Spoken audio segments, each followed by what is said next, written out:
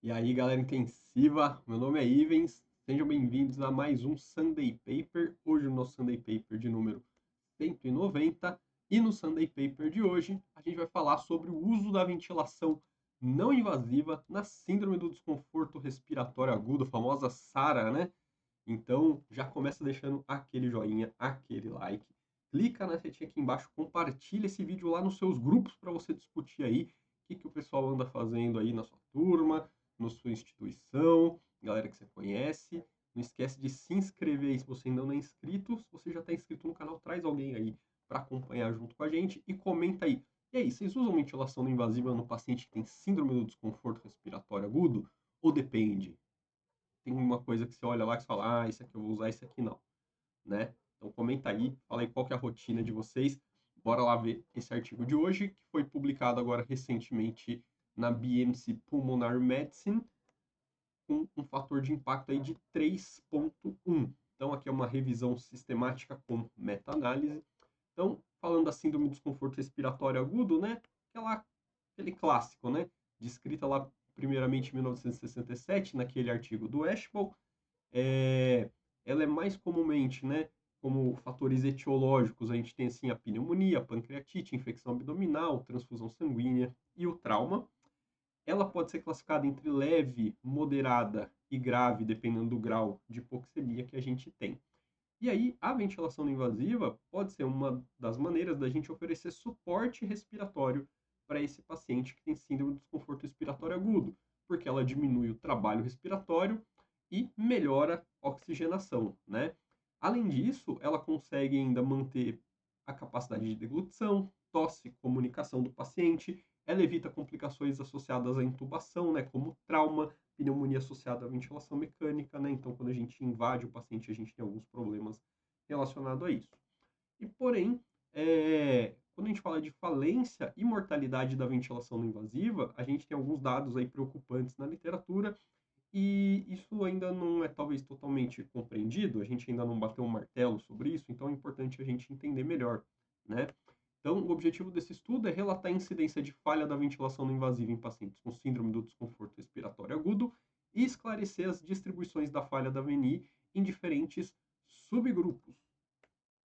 Então, eles incluíram aí estudos que utilizaram não, né, que estudaram pacientes críticos com mais de 18 anos e que tinham síndrome do desconforto respiratório agudo, que usaram como intervenção a VNI.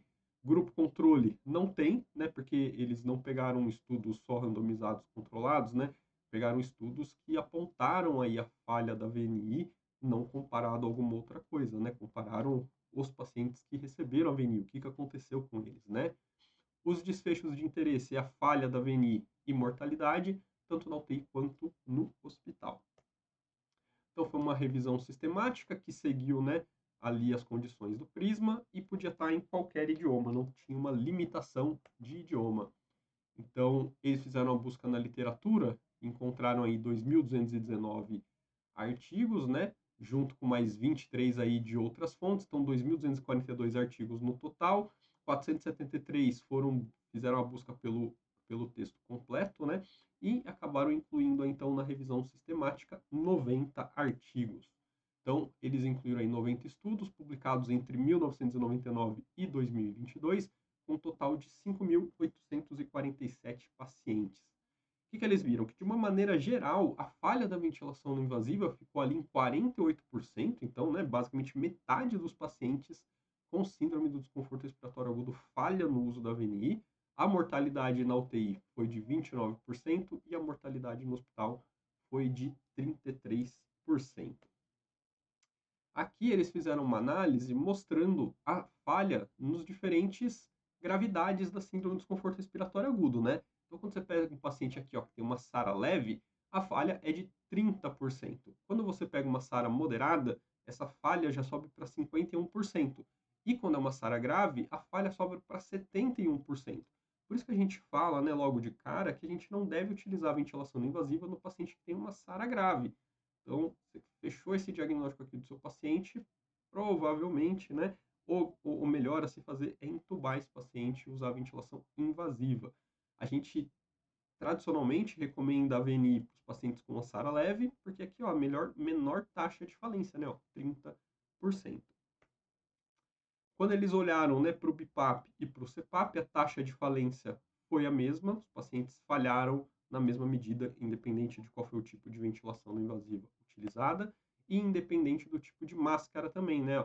Máscara nasal e helmet tiveram a mesma falha aqui nos estudos que eles incluíram.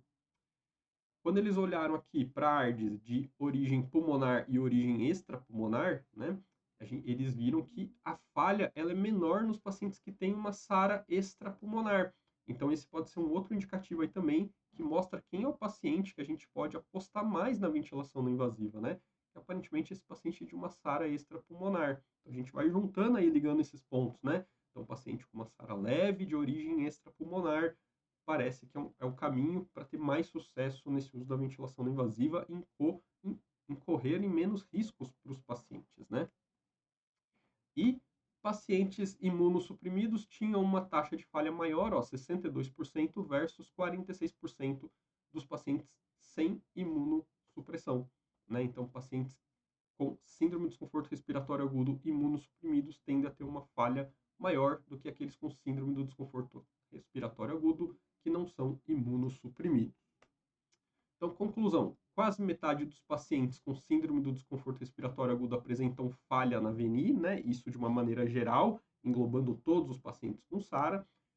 Quando a gente vai olhar para a gravidade, com o aumento da gravidade da síndrome do desconforto respiratório agudo, a incidência de falha da VNI aumentou. A gente viu que os pacientes com SARA grave falhavam mais do que aqueles com SARA moderada ou leve.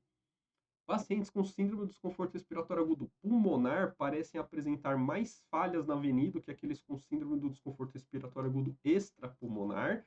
Então, anima mais fazer uma ventilação não invasiva no paciente que tem uma SARA extrapulmonar. A chance de sucesso é maior. E pacientes com síndrome de desconforto respiratório agudo com imunossupressão podem apresentar maior risco de falha da VNI. Então, se a gente juntar tudo isso, né? Então, pacientes que seriam os maiores candidatos à ventilação não invasiva com síndrome do desconforto respiratório agudo.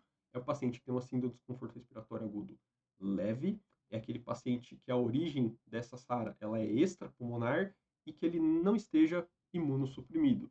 Então, se você juntar esses pontos, você tem uma chance maior de sucesso no seu paciente.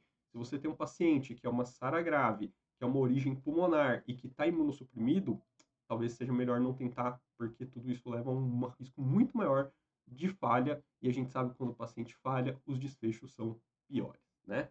Então é isso aí. Não esquece de deixar aquele joinha antes de ir para o nosso próximo vídeo. Não esquece de compartilhar. Clica na setinha que está aqui embaixo. Manda lá no seu grupo. Manda para a galera toda. Daqueles vários grupos que eu sei que você tem. Se inscreve aí no canal se você não está inscrito. Se você já está inscrito, traz alguém aí para se juntar a gente. E comenta aí como que é a prática de vocês no dia a dia. Esse artigo pode ajudar vocês a melhorar a prática de vocês ou mudar a prática de vocês. Espero vocês aí no próximo vídeo. Até lá!